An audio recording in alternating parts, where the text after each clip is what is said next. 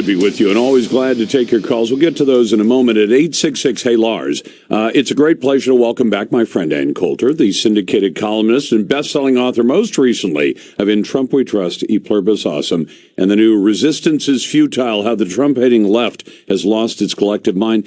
Ann, I'm actually glad to see you write about other subjects because your writing is always entertaining. And now you've written about pot and how the media covers pot and some of the stories out there. You realize that I'm sort of at ground zero. My studios are right here in Havana on the Willamette, where Portland, Oregon, where pot's been legal. I think we were second, let's see, Colorado was first, then it was Washington, then it was Oregon.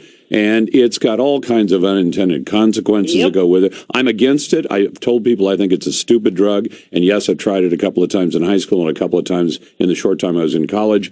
And I thought it was a dumb drug then. Dumb to use and dumb to see people use.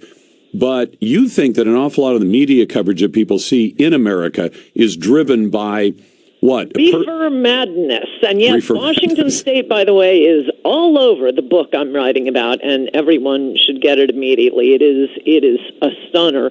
It's called Tell Your Children by Alex Berenson, who was a long-time reporter for the New York Times. You normally won't find me citing New York Times reporters favorably, but he covered the pharmaceutical industry, so don't worry, not politics, not Mueller. But he writes about, he has a very good understanding of science and scientific studies and knows how to cover it. And his book, I mean, he's very careful about the things he says, unlike, for example, me. I think it makes people retarded and sunken chests losers. But no, he's only going with the scientific angle. The only thing he is talking about is the fact that cannabis triples the rate of psychosis.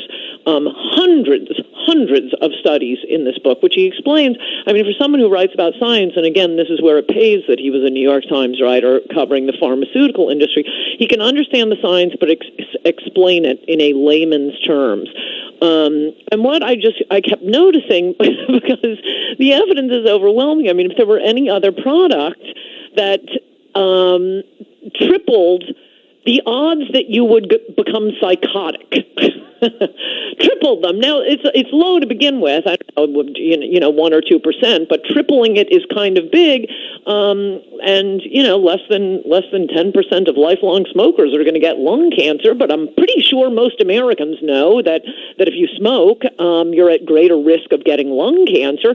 We're all over about that. And this is what I was stressing in my article, that it all comes back to this propaganda film from the 1930s, Reefer Madness. It was so silly and overblown. It was shown for laughs in the 70s.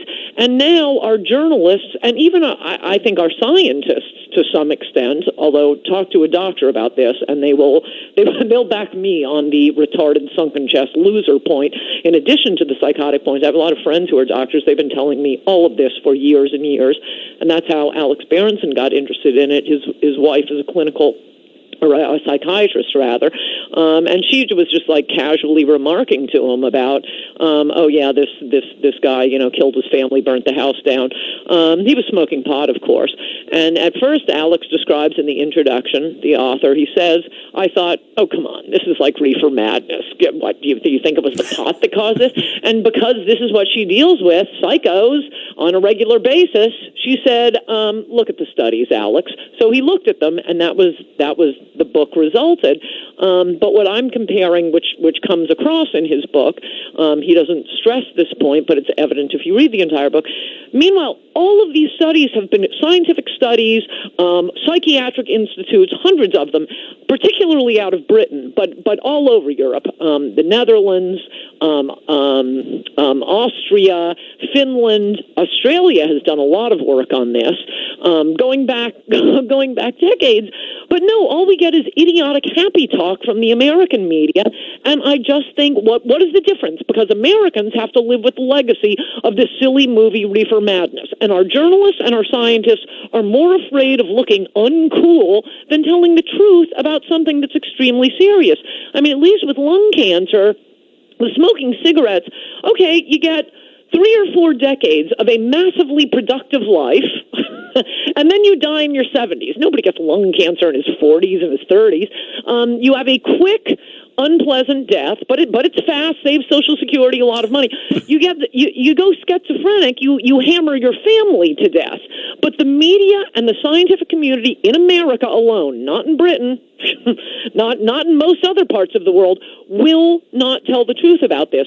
Consequently, marijuana use, cannabis use of all kinds, which is so much higher, the THC levels is the part that gets you high, than any time you would have smoked it. That's the other problem. I think a lot of older people are thinking back to the pot they smoked in college or high school. But as Alex Berenson says, this is the difference between the pot today and what was available in the 70s and 80s is like the difference in a martini and a near beer. It used to be at most 2% THC. Yep. Now, basically the minimum is 25% THC, and certain edible products are nearly pure THC. So you were talking about a completely different drug. In 2006, that's when the latest push for legalization and recreational legalization, that's when it really took off in states like yours and Colorado and a few others. The rate of not only marijuana consumption, but admissions to hospitals for psychosis tripled in this country.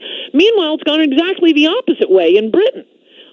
Newspapers that had endorsed pot legalization in Britain flipped when they started reading all of the papers that were coming out in scientific journals in Britain.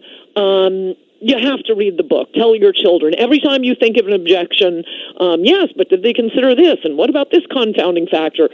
There are another 300 studies. No, all of that was looked at. One interesting thing was, as he's running through these studies, over and over again, I mean, I didn't count the number of times, but frequently, eliminating the possibility of confirmation bias, scientists weren't even looking for the effects of pot, much less does pot cause psychosis. No. They were studying, alcohol and violence or, something completely different. And the data would keep producing, oh my gosh, when there's marijuana in the system, that seems to be the only drug. And you have adults, children, like I say, overall, most of the studies show a tripling of the rate of psychosis. Well, and Ann, in addition to that, they said that's for daily use of the average grade stuff. But since I live at Pot Central, where $1 billion estimated by the state police is flowing out of the state illegally every year because of legalization, the high strength stuff, if you're a daily user of that, so you go to work, you come home, you fire one up, you do all this stuff, and you're smoking the high-grade stuff, your chance goes to 5 times. And as you said, the original number could be 2% get psychosis. Great. So if you smoke the high-grade pot, it's 10% of that group that's going to become psychotic. And, with a break from reality, maybe violent, maybe just not very often productive. Violent, yeah. Yeah, often violent. So sometimes it's temporary, but you can hammer your family to death even during a temporary psychosis. I mean, it's so much worse than lung cancer. It usually hits. I mean, a lot of this is only going to become evident.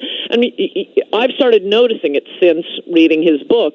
Read about some of these horrible crimes and think, oh, I think I know what was going on here. He only lists some of them at the end where he had to do his own research to figure out, oh, yeah, big pothead.